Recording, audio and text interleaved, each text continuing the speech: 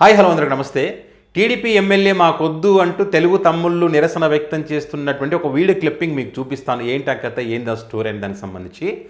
అయితే ఇక్కడ కూటమి అధికారంలోకి వచ్చిన తర్వాత ఎమ్మెల్యేల యొక్క ప్రవర్తన, అవినీతి, అక్రమాలు, ఈ కూటమి వ్యవహరిస్తున్నటువంటి తీరు, అనేక అంశాలకు సంబంధించి ప్రజలు పడుతున్నటువంటి ఇబ్బందులు చాలా ఉన్నాయని చెప్పి నాలాంటివాడో లేకపోతే మీలాంటి వాళ్ళు ఎవరైనా మనకు ఉన్నటువంటి వేదికగా వాళ్ళని క్వశ్చన్ చేస్తే చంద్రబాబు గారు చెప్పే మాట ఏంటో మీ అందరికీ తెలుసు. తొక్కిపట్టి నారాదిస్తా, తాడదిస్తా, తమాషాలు చేస్తున్నారని చెప్పి డైలాగులు కొడతారు ఆయన. ఓకే, వాళ్ళ మీడియా కానీ వాళ్ళ పత్రికలేమో సిబిఎన్ సీరియస్. ఆయన ఎన్నిసార్లు సీరియస్ అయినా వీళ్ళు మాత్రం ఆ సీరియస్ని పట్టించుకోకుండా చేయాల్సింది చేస్తూనే ఉన్నారు. ఈ రకంగా చేస్తున్నప్పుడు ఏం చేస్తారు, ప్రజలు పక్కన పెట్టండి, ఇప్పుడు డైరెక్ట్ తెలుగు తమ్ముళ్ళే ఈ ఎమ్మెల్యే మాకొద్దు అనేటువంటి పరిస్థితికి వచ్చారు. అంటే వాళ్ళ యొక్క భాగోతం, అధికార పార్టీకి చెందిన ఎమ్మెల్యేల యొక్క భాగోతం, అవినీతి, అక్రమాలు, వాళ్ళు ప్రజలను ఇబ్బంది పెడుతున్నటువంటి తీరు, ప్రజలతో పాటు వాళ్ళను కార్యకర్తలను కూడా కరుడుగట్టినటువంటి కార్యకర్తలను కూడా ఇబ్బంది పెడుతున్నటువంటి తీరు మొత్తం వాళ్ళే ఎండగట్టి బయట పెడుతున్నారు, బట్టలు ఉడదీసి బయట పెట్టేటువంటి పరిస్థితికి వచ్చింది. ఏ రకంగా అంటే ఇటు చూడండి, save TDP CM sir, public ఏమంటారో తెలుసా, సేవ్ ఏపీ ఫ్రమ్ టీడీపీ అంటున్నారు. ఇది కాదు మీరు చెప్పాల్సింది, అది అని చెప్పి. అంతే కదా, ఇప్పుడు ఒక ఎమ్మెల్యే తప్పు చేస్తున్నాడంటే ఆ ప్రాంత ప్రజలు ఎంత ఇబ్బందులు పెడతా ఉంటారు.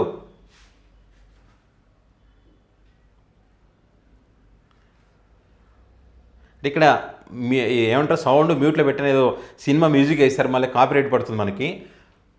ఎమ్మెల్యే మాకొద్దు, ఈ ఎమ్మెల్యే మాకొద్దు, డౌన్ డౌన్ ఎమ్మెల్యే అని చెప్పి సింగనమల ఎమ్మెల్యే బండారు శ్రావణ్ గారికి సంబంధించి వీళ్ళు నిరసన చేపట్టడం జరిగింది. రోడ్డు మీదనే ఇదిగో పెట్రోల్ పోసుకునే ప్రయత్నం చేసి చూడండి, ఇదిగో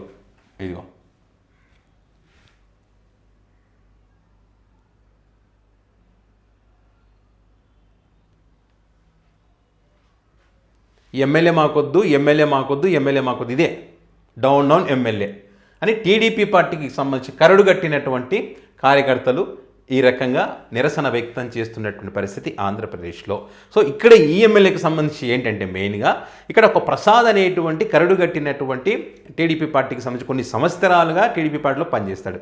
ఆ వ్యక్తిని ఎమ్మెల్యే ఒక రేప్ కేసులో ఇరిగిస్తే తన జీవితం నాశనం అయిపోయింది, నేను పార్టీ కోసం కష్టపడ్డానికి ఇదా నాకు మీరు ఇచ్చే శిక్ష అని చెప్పి ఆ వ్యక్తి ప్రశ్నించడం జరిగింది. అదే కాకుండా ఈ ఫీల్డ్ అసిస్టెంట్ ఉద్యోగానికి సంబంధించి ఈమె ఎమ్మెల్యే గారి తల్లి డబ్బులకు అమ్ముకున్నారంట.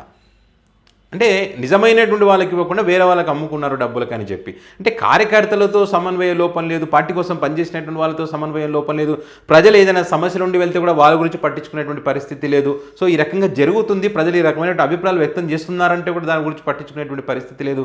కేవలం వాళ్ళు సంపాదించుకోవడం, జోబులు నింపుకోవడం మీద నిమగ్నమై ఉన్నారు. కానీ ఈ ఏమంటారు, అవినీతికి పాల్పడడం, అక్రమంగా భూములు లాగేసుకోవడం, ఇలాంటి కార్యక్రమాలు ఎక్కువగా చేస్తున్నారనేటువంటి అపవాదు ఈమె పైన ఉంది. ఇట్లా ఆమె ఎమ్మెల్యేగా ఎన్నికైన కొన్ని రోజుల నుంచో మొదలైంది. ఈమె యొక్క వ్యవహార శైలి బాగలేదని చెప్పి కార్యకర్తలు వాళ్ళందరూ కూడా అసంతృప్తి వ్యక్తం చేస్తున్నప్పటికీ కూడా మరి వాళ్ళ మీద ఎలాంటి చర్యలు చంద్రబాబు గారు తీసుకోలేదు. వాళ్ళ పత్రికలో సిబిఎన్ సీరియస్ అనే ఒక డైలాగ్ చూస్తాం మనం, అంతే. అది తమిళలో చూడడానికి బాగుంటుంది, సిబిఎన్ సీరియస్ చూడడానికి బాగుంటుంది. కానీ గ్రౌండ్ రియాలిటీ ఏంటంటే ఏమీ లేదు. మళ్ళీ పైగా టీడీపీ అంతర్గత సర్వేలో మరి ఈమె మీద తీవ్రమైనటువంటి వ్యతిరేకత వచ్చిందంట. అయినా కూడా పట్టించుకోవడం లేదు అని అంటే వీళ్ళు ఎంత అద్భుతంగా పాలన చేస్తున్నారో, ఈ ఎమ్మెల్యేలు ఎంత అద్భుతంగా ప్రజల సమస్యలు తెలుసుకుంటున్నారో అన్నది ఇక్కడే అర్థమవుతుంది కదా. అంటే ఇక్కడ ప్రజలు మీరో నేను చెప్పట్లే, వాళ్ళ కార్యకర్తలే వాళ్ళే రోడ్డు ఎక్కి, ఇక్కడ కళ్ళ ముందు కనిపిస్తుంది, కొంతమందికి కనిపించదు, కొంతమంది ఏది మాకు కనపడేదే, మా ఛానల్లో చెప్తేనే మాకు కనపడుతుంది, మీరు చెప్తే మేము ఎందుకు నమ్ముతాం అనేటువంటి పరిస్థితుల్లో ఉన్నారు కొంతమంది. ఇక్కడ విజువల్స్ ఉన్నాయి, మేడలో కండువా ఉంది. సింగనమల ఎమ్మెల్యే బండారు శ్రావణి గారికి సంబంధించి వాళ్ళ కార్యకర్తలు చేస్తున్నటువంటి ధర్నా, నిరసన, పెట్రోల్ పోసుకోవడాలు ఇవన్నీ కూడా కళ్ళకి బాగా కనిపిస్తున్నాయి కదా. సో ఇది పరిస్థితి రాష్ట్రంలో ఏ రకంగా ఉంది అనడానికి ఇది ఒక పెద్ద ఎగ్జాంపుల్. ఇది ఒక్కటే కాదు, చాలా నియోజకవర్గాల్లో దగ్గరగా 70 నియోజకవర్గాల్లో ఇదే రకమైనటువంటి పరిస్థితి ఉన్నది. సో మరి ఈ అంశానికి సంబంధించి మీ దగ్గర ఏమైనా సమాచారం ఉంటే కనుక కామెంట్ రూపంలో పెట్టండి. ఇలాంటి పరిస్థితులు ఇంకా ఏ నియోజకవర్గాల్లో మీరు చూస్తూ ఉన్నారో ఎమ్మెల్యేల యొక్క పనితీరుకు సంబంధించి ఖచ్చితంగా కామెంట్ బాక్స్లో కామెంట్ చేయండి.